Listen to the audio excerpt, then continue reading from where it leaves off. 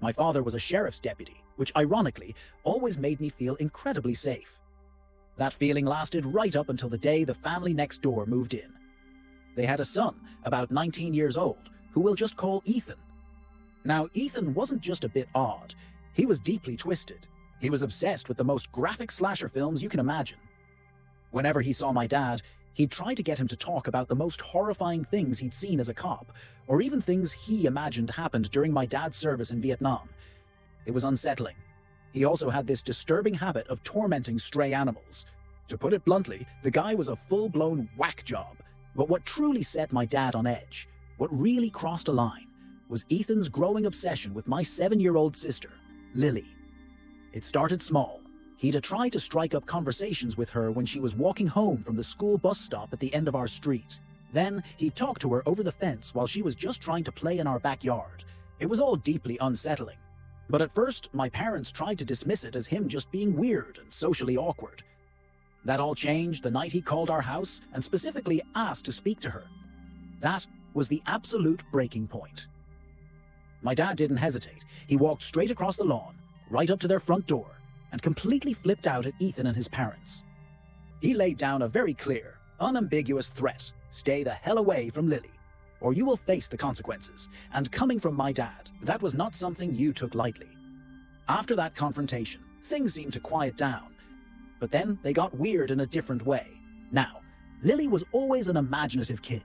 She was prone to the usual childhood fears, thinking there were monsters under her bed, and things like that. So when she started telling us there was something living in her closet, something that she was too scared to tell us about at night, we kinda blew it off.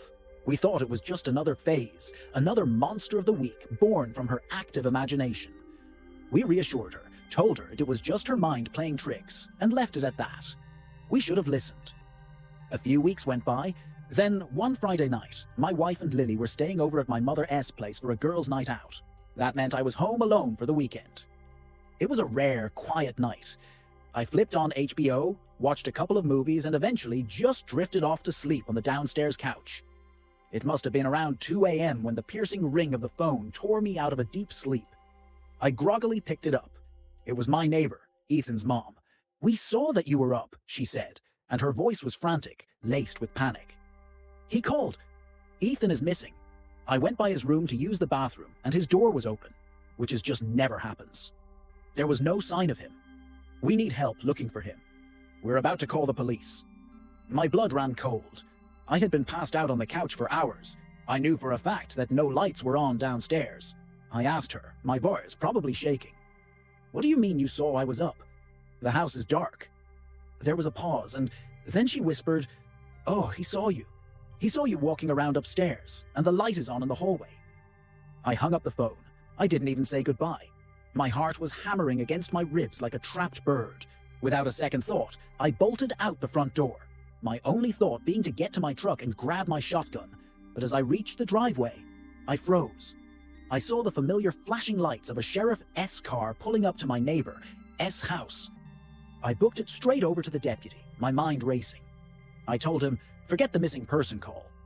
There is an intruder in my house right now." As I was talking to him, I looked up at my own home. My heart sank. The lights in my daughter's bedroom were on. And against the illuminated window, I saw it. The unmistakable silhouette of a man, pacing back and forth, inside her room. The deputies didn't waste any time. They went in, clearing the house room by room. And when they finally got to Lily's room, they found him. They found Ethan. He wasn't in the hallway like his mom had said. He was right where Lily had been telling us the monster was all along. He was in her closet. He had created a nice little setup for himself in there. He had snacks, a water bottle, a blanket. He was just sitting there, waiting. When the deputies questioned him, he told them he just liked to watch her sleep in the moonlight. He had been sneaking into our house for weeks, hiding in her closet, being the monster she was too afraid to describe. My imaginative little girl wasn't imagining a thing. She was telling us the truth. Have you ever wondered what you would do in a moment of pure terror? When every instinct screams that you're in danger? This is a story about a woman who faced that moment head on. It's a story that will stay with you long after you've heard it. This happened to my wife's grandmother, a fiercely independent woman living in a small town in South Texas. It was about 15 years ago, a year after her husband had passed away. To keep herself busy and connected with her community, she volunteered at the local library. She was the kind of person who didn't let age slow her down, full of spirit and a quiet strength you could feel just by being around her. It was the middle of winter, the kind where the sun gives up early and darkness falls like a heavy blanket. The library closed at 5 p.m., but she, being as dedicated as she was, always stayed a little later to finish sorting and shelving books. On this particular night, another volunteer, a kind younger woman, offered her a ride home. My wife's grandmother just smiled and politely declined. "I need the exercise," she'd say. "Gotta stay in shape." Her house was only a mile away, and she enjoyed the walk. Her route was a common shortcut for the townsfolk, a lightly wooded path that cut through a small patch of nature, connecting the library to her neighborhood. It was a path she'd walked 1,000 times, familiar and comforting. But on this night, something was different. The air was still and cold, and the usual sounds of the evening seemed muffled.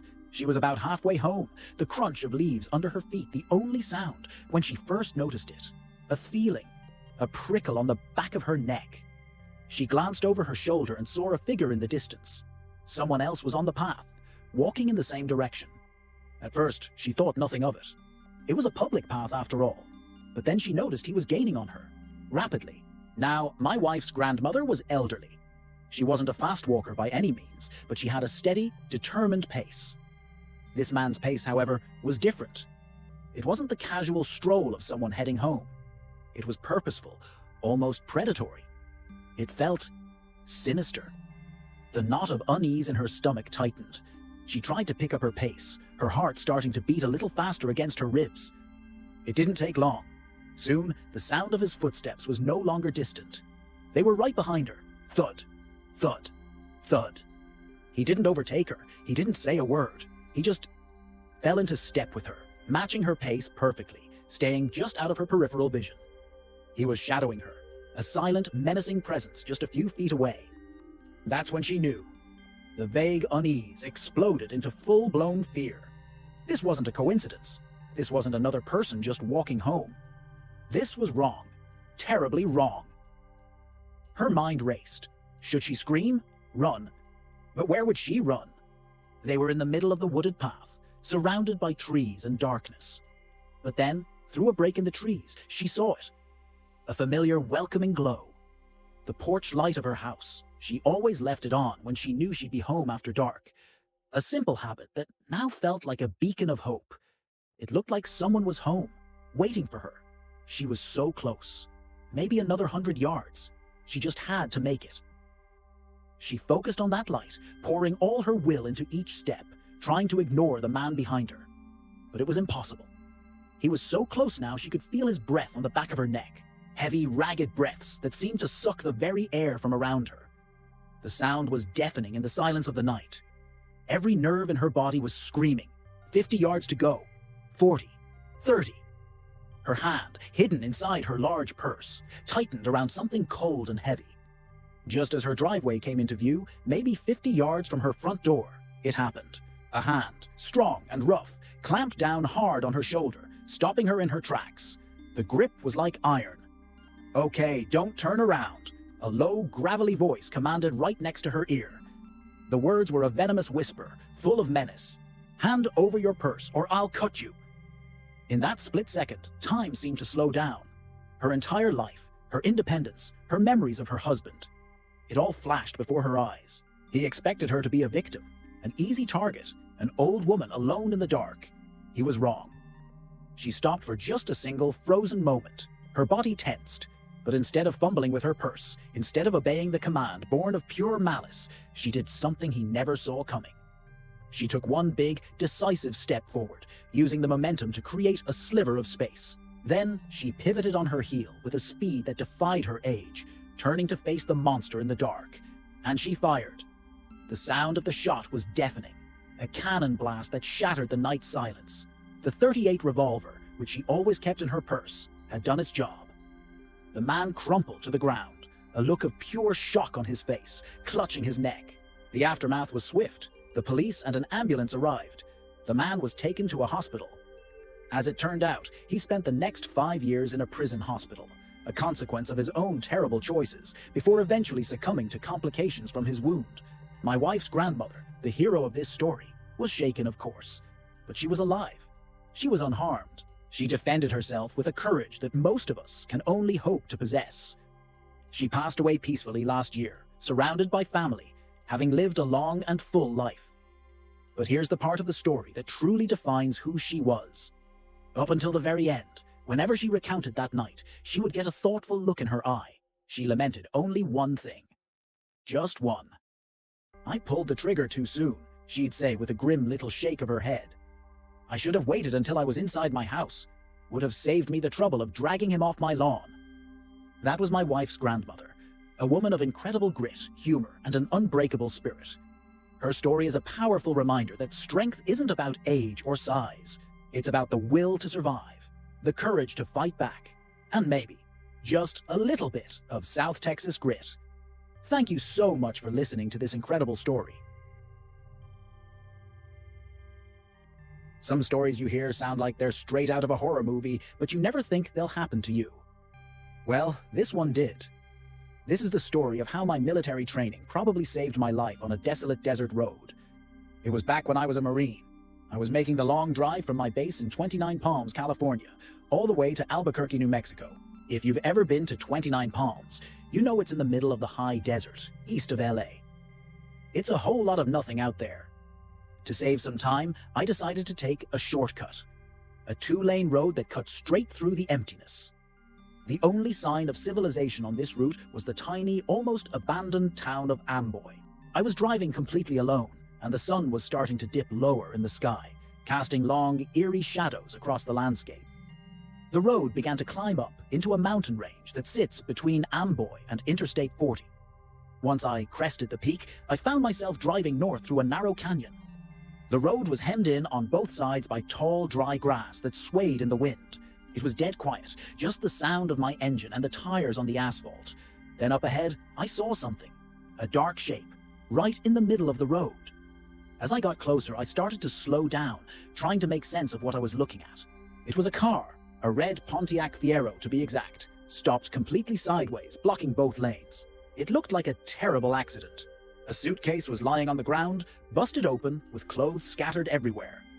And next to the car, lying face down on the pavement, were 2 bodies, a man and a woman. I brought my car to a stop about 100 feet away, my heart starting to pound in my chest. Instantly, every instinct I had was screaming at me. The hair on the back of my neck stood up straight. Something felt deeply, fundamentally wrong about this scene. Being a Marine, my training kicked in before I even had time to fully process the thought. I reached under my seat, grabbed my 9mm pistol, and racked the slide, chambering around. The metallic clack was a small comfort in the sudden, chilling silence. I just sat there for a moment, scanning everything. The scene looked too perfect. It was almost theatrical. The way the bodies were positioned, the scattered clothes, the car perfectly blocking the road. It felt staged. It felt like an ambush. My eyes darted from the car to the tall grass lining the road. I couldn't see anything, but I could feel it. I knew I wasn't alone. Getting out of the car was not an option. That much was clear. Calling for help was also out. There was 0 cell service in this canyon. I had to make a decision, and I had to make it fast. My mind went into overdrive, analyzing the scene like a tactical problem. I looked at the layout of the accident. The man's body was on the left side of the road, the woman's on the right. The Fiero was positioned just behind them. There was a gap, a path. It was tight, but it was there. I mapped it out in my head. I would have to swerve hard to the left to get around the man, then immediately whip the wheel to the right to clear the woman, and then cut in behind the Fiero to get back onto the open road on the other side. It was a risky maneuver. If I misjudged the distance by even a few inches, I could hit the car, or worse, one of the bodies. But sitting here, waiting, felt like a death sentence. I took a deep breath, my knuckles white on the steering wheel and the gear shift. I dropped my car into first gear. Without a second of hesitation, I smashed the gas pedal to the floor. The engine screamed as the tires bit into the asphalt. I shot forward, aiming for that tiny gap. The car lurched to the left. For a split second, the man's body filled my driver's side window. Then I yanked the wheel hard to the right. The car fishtailed slightly, but I corrected, and the woman's body flashed past my passenger side. I threaded the needle perfectly, whipping the car behind the red Fiero and back onto the clear stretch of road. I didn't hit a thing. I didn't dare look back. Not yet. I kept my foot mashed to the floor, accelerating away from the scene as fast as my car could go. After putting a couple of 100 feet between me and that horrifying tableau, I eased up on the gas just enough to catch my breath, my heart hammering against my ribs like it was trying to escape. My hands were shaking. That's when I glanced up at my rearview mirror. What I saw turned my blood to ice. The two bodies, the man and the woman, were no longer lying face down on the road. They were up on their knees, watching me drive away. And then, as if materializing from the earth itself, people started emerging from the tall grass on both sides of the road. 1, then 5, then 10, then what looked like 20 or more figures, all converging on the red Fiero in the middle of the road. A fresh wave of adrenaline and pure terror surged through me. My right foot slammed the gas pedal back down to the floorboard, and I did not let up. I drove like my life depended on it, because I was now certain that it did. I didn't slow down, not even a little, until I saw the blessed sight of the on-ramp for I-40 East. Only then did I ease off the accelerator, my car merging onto the safety of the busy interstate. To this day, I will never know for sure what would have happened if I had stopped, if I had gotten out of my car to check on those bodies, or even if I'd just pulled up a little closer. But I have no doubt in my mind that it was a trap. A perfect, terrifyingly clever trap, set in the middle of nowhere. It was a stark reminder that sometimes the most dangerous things are hiding in plain sight, and your gut instinct is the only thing that can save you. Thanks for listening to my story. It's a crazy world out there, so please stay safe and always trust your instincts. If you like this video, please hit that like button and subscribe for more. See you in the next one. This is a story about my wife's grandmother, and it happened about 15 years ago, down in South Texas. Now, her husband had passed away about a year before this, but she was a fiercely independent woman, the kind of person who refused to let life slow her down. To keep herself busy, active, and social, she volunteered at the local library. It was the heart of winter, which meant that by the time the library closed at 5 p.m., the sun had already set, and it was getting pretty dark outside. She was dedicated, so she almost always stayed a little late, making sure all the books were sorted and everything was in its proper place for the next day. On this particular night, another volunteer offered her a ride home. It was cold and dark, after all, but she politely declined. She said she wanted the walk for the exercise, to stay in shape, as she put it. Her house was only about a mile away, and she usually took a shortcut through a lightly wooded path. In our small town, everyone used these paths. They were just part of the local landscape. The walk was something she'd done hundreds of times before, without a second thought. But tonight would be different. She was about halfway home, the familiar crunch of leaves under her feet, when she noticed something. A sound behind her. She glanced back and saw a figure, someone walking in the same direction, and he was gaining on her. Now, she was an elderly woman, not a fast walker by any means, but there was something about his pace, something about the way he was closing the distance, that felt wrong. It was vaguely sinister. She tried to tell herself she was just being paranoid, that it was dark and she was alone. But the feeling in her gut wouldn't go away. Pretty soon, he was right behind her. So close. He didn't try to pass her, though. He just fell into step with her, matching her pace exactly.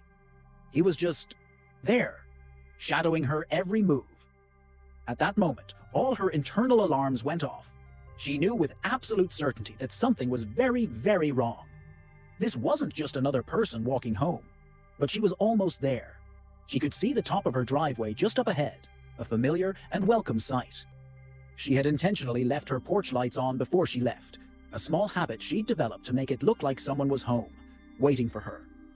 She just needed to make it another 100 yards. That's all. 100 yards to safety.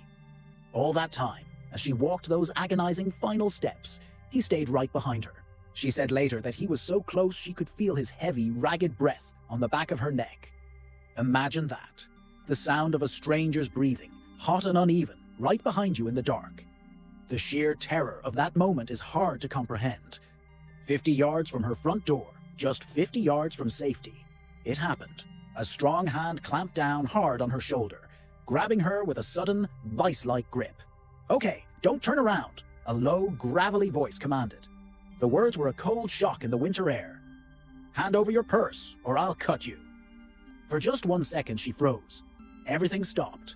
The world seemed to hold its breath. And then, instead of doing what he said, instead of handing over her purse, she did something else entirely. She took one big, decisive step forward, pivoted sharply on her heel to face him, and fired. She shot the man right in the neck with the .38 revolver she always kept in her purse. It was a single, swift, and resolute action. The man spent the next 5 years of his life in a prison hospital, a consequence of his own terrible choices that night. He eventually passed away from complications related to the wound he sustained. My wife's grandmother passed away last year, a beloved matriarch who lived a long and full life. But right up until the end, when she told this story, she would often lament just one thing. Only one regret from that terrifying night. She said she pulled the trigger too soon. She wished she had waited until he was on her front porch, so she could have claimed self-defense under the castle doctrine and not had to deal with the legal mess that followed. A fiercely independent woman, right to the very end. It was a crisp Friday night, the kind that feels electric with the promise of the weekend. My friend pulled up right on time, honking the horn. We were heading into the city for a hockey game, and the energy in the car was already buzzing. We cranked up the music, singing along at the top of our lungs, just lost in the moment. It was one of those perfect carefree drives where you forget everything else. And that's exactly what I did. We were about halfway to the arena when I had that sudden gut-dropping feeling. My hand instinctively went to my pocket, then my other pocket, then my bag. Nothing. "Dude, pull over for a sec," I said, my voice a little tight. I frantically searched the seats, checked under the floor mats, and dug through my bag again. My phone was gone. Just gone. I tried to retrace my steps in my head. I remembered having it right before I left the house, scrolling through social media while waiting for my ride. I must have set it down somewhere. My friend tried to calm me down. "Hey, it's probably just on your nightstand or something. Don't sweat it. We'll be late for the game." He was right, but a knot of anxiety had already formed in my stomach. Still, I didn't want to ruin our night, so I tried to push it to the back of my mind. We got to the arena, found our seats, and the game started. The crowd was roaring. The action on the ice was intense, but I couldn't focus. My mind kept drifting back to my phone. What if I dropped it outside? What if it fell out of my pocket in the driveway? The worry was just eating away at me. I couldn't stand it anymore. During the second period, I turned to my friend. "I'm sorry, man. I've got to try calling it. Can I borrow your phone?" He handed it over without a second thought. I rushed out of the seating area and found a relatively quiet corner near the bathrooms. My heart was pounding as I dialed my own number. I just needed to hear it ring, to know it was safe inside my house. It rang once, twice. On the third ring, someone picked up. Relief washed over me. Oh, thank goodness, I thought. But then, silence. Just dead air on the other end. It was unsettling. "Hello," I said, my voice echoing slightly in the concrete hallway. "Hey, it's me. Did I leave my phone at home?" I practically yelled into the receiver, trying to be heard over the distant roar of the hockey crowd. Still nothing. Not a word, not a breath, just complete, unnerving silence. I waited another few seconds, my frustration growing. My little brother. It had to be him. He loves pulling these kinds of pranks, thinking he's hilarious. Annoyed, but also relieved that someone was home, I just hung up. "Little punk," I muttered to myself, shaking my head as I walked back to my seat. I figured I'd deal with him when I got home. The rest of the game went by in a blur. My team won, which was great, but all I could think about was getting home and finding my phone. We drove back, the music a little quieter this time. When I finally walked through my front door, the house was dark and silent. A little weird, but it was late. I flicked on the lights. "I'm home," I called out, expecting my brother to pop out from behind a corner. No one answered. I walked through the empty living room and into the kitchen. That's when I noticed the landline phone on the wall. On a whim, I picked it up and called my mom's cell. She answered right away. "Hey, honey, how was the game?" she asked cheerfully. "It was good," I replied. "Where are you guys? I thought you were home." There was a slight pause on her end. "Oh no, we decided to go out for a late dinner after all. Your brother wanted that new pizza place. We're at a little concert in the park now. We left right after you did." My blood ran cold. "Wait," I said, my voice barely a whisper. "You took my brother with you?" "Of course," she said. "He's right here. We should be home in about half an hour. Is everything okay?" I mumbled something about being fine and hung up the phone, my hand trembling. I stood frozen in the kitchen, the silence of the house suddenly feeling heavy and suffocating. My parents' words echoed in my mind. They left right after I did. My brother was with them the entire time. My thoughts raced, trying to make sense of it. If my family wasn't home, who answered my phone? The realization hit me like a physical blow, a sharp, icy pain that started in my stomach and spread through my entire body. Someone else was in my house. Someone had picked up my phone, stood there in silence, listening to my voice. And then I heard it, a sound from the back of the house, a slow, deliberate creak as the back door, the one leading to the yard, was pushed open. It was followed by a soft, almost inaudible click as it was gently shut. They hadn't left. They were still here. Or maybe they were just leaving. Either way, they had been in the house this whole time. Pure, primal fear took over. I didn't think. I just reacted. I bolted out the front door, not even bothering to close it behind me, and sprinted across the lawn to my neighbor's house. I hammered on their door until they opened it, my chest heaving, barely able to get the words out to call the police. The police arrived within minutes. They cleared the house, room by room. They found the back door was indeed unlocked. Nothing was stolen. Nothing was out of place. Except for my cell phone, which they found sitting right on the kitchen counter, exactly where I'd left it. The police couldn't find any trace of an intruder, but I know what I heard. I know someone answered that call. The most terrifying part isn't what happened, but what could have happened. The thought that someone was in my home, silently waiting in the dark, just listening. And maybe, just maybe, they were waiting for me to come home alone. I never found out who it was. And honestly, I'm not sure I want to. I was only about 4 or 5 years old when my parents went their separate ways. After that, my mom and I moved into this small 2-bedroom apartment on the first floor. Now, I technically had my own room, but let's be real. I was a kid. I much preferred sleeping in my mom's bed whenever I stayed with her. Our little apartment was laid out pretty simply. You'd walk down this hallway, and at the very end were our 2 bedrooms, right across from each other. It was the peak of summer, one of those miserably hot, sticky seasons where the air feels thick and heavy. To get any kind of relief, my mom kept the window in her room wide open. It was one of those old-school slide-up windows, positioned right behind the bed, just above the headboard. One night, I jolted awake. It was that deep, pitch-black part of the night where everything is unnervingly still. I remember sitting straight up in bed, and my eyes immediately found our cat. We'll call him Midnight. He was just sitting there, right in the doorway of my mom's room, which was wide open. From that angle, you could see a sliver of my own dark bedroom across the hall. Now, this was weird. Midnight was a creature of comfort. His default setting was curled up at the foot of the bed with us. Seeing him perched in the doorway like a sentinel was just off. As I stared, he did something even stranger. He slowly got up, walked purposefully into my dark, empty room, and let out this loud, guttural meow. It wasn't his usual, "I'm hungry" meow. This one sounded like an alarm. A chill went down my spine. Something felt incredibly wrong. I immediately turned to my mom, who was sound asleep next to me, and started shaking her arm. "Mom," I whispered. "Mom, wake up. What's wrong with Midnight?" In the 3 or 4 seconds it took for me to rouse her, for her to blink her eyes open and register my panicked voice, we both looked back up at the doorway. And that's when my world stopped. It wasn't empty anymore. There was a man standing there. He was a large silhouette, completely filling the doorframe, and he was moving. He was slowly backing out of my bedroom, turning to face us. To this day, I have no idea how she did it. Adrenaline is a powerful thing. My mom didn't scream. She didn't freeze.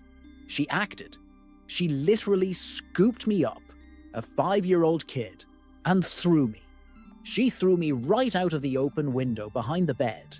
I went sailing through the screen, which popped out of its frame and landed on the soft grass outside. It was maybe a 3-foot drop. Before I could even process what had happened, she was scrambling out right after me. Once we were both on the lawn, the dam broke. We started screaming. Primal, terrified screams for help, over and over again, into the silent suburban night. It felt like an eternity, but someone must have heard us. Lights started flicking on in the neighboring apartments. Someone called 911. The police arrived, their flashing lights painting the building in strobes of red and blue. They did a full sweep of the apartment, but found nothing. No one was inside. They checked all the windows and doors, and here's the kicker. They found no signs of forced entry. The front door was simply unlocked. Their conclusion was that the man must have just walked in, and after we startled him, walked right back out the front door, while we were scrambling out the window. But my mom was adamant. She swore on everything that she had secured the door that night. Not just the regular lock, but the deadbolt and the chain lock. She was meticulous about it. It was a ritual for her every single night. The police just kind of shrugged it off, probably thinking she was just shaken up and had forgotten. But I knew my mom. She didn't forget things like that. The case went cold, and we were left with this terrifying, unanswered question. About a week went by. We were still on edge, jumping at every creak and shadow. My mom decided that a deep clean was what we needed. Maybe to reclaim the space, to scrub away the memory of what happened. She started in the kitchen. In our tiny kitchen, there was this narrow closet, barely a foot wide. It housed the water heater, and other than that, it was completely unused space. It was the kind of closet you never ever open. My mom pulled the door open, probably for the first time since we moved in. And she found it. Tucked away behind the water heater, there was a pile of things that did not belong to us. There was a small, manila notebook filled with names and bizarre, unsettling drawings. There was a pair of old, worn-out work gloves, and there were several empty gum wrappers. Her blood ran cold. She immediately called the police again. This time, they listened. With this new evidence, they pieced together a horrifying theory. The man hadn't broken in that night. He had gotten in sometime earlier. Maybe during the day, when the door was unlocked for a moment. He had hidden in that tiny, dark water heater closet, waiting. He waited for hours, in complete silence, until he was sure we were sound asleep. Then, he came out. He had been in our house the whole time. He walked through our hallway. He stood in my bedroom. He watched us sleep. When we ran out screaming, he didn't need to break a lock. He just calmly walked to the front door, unlocked it from the inside, and slipped away into the night. It wasn't a break-in. It was a home invasion of the most terrifying kind. The kind where the monster's already inside, patiently waiting in the dark. We moved out a month later. I never slept with my bedroom door open again. Thanks for sticking with me through that one. It's a story that still gives me chills. If you have a story of your own you'd like to share, feel free to send it my way. And if you enjoyed this, please hit that like button, subscribe to the channel, and turn on notifications so you don't miss the next one. Stay safe out there.